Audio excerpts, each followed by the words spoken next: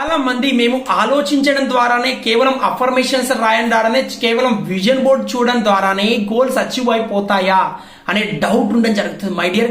Only మీరు affirmation, visualisation, goals రాయడం ఇవన్నీ ప్రాక్టీస్ చేసినంత మాత్రాన మీ గోల్స్ ని ఎన్నటికి కూడా అట్రాక్ట్ చేసుకోలేరు.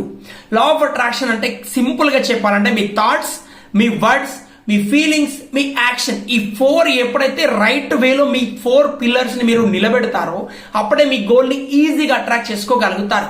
ఎప్పుడైతే మీరు విజన్ బోర్డ్, అఫర్మేషన్, గ్రాటిట్యూడ్ ఇవన్నీ చేస్తారో మీ థాట్స్, మీ వర్డ్స్, మీ ఫీలింగ్స్, మీ యొక్క బిలీవ్స్ అనేవి 100% పాజిటివ్ గా ఉంటాయి.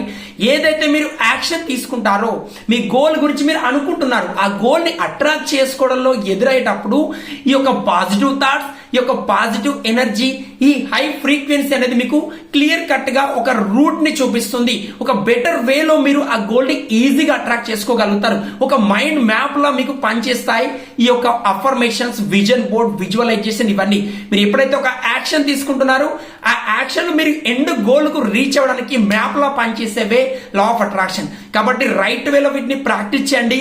వీటితో పాటు 100% యాక్షన్ తీసుకోండి. యాక్షన్ తీసుకున్నప్పుడు ఎదురవుతున్న బ్లాకేజెస్ ని లా ఆఫ్ అట్రాక్షన్ ద్వారా ఈజీగా క్లీన్ చేసుకోవచ్చు.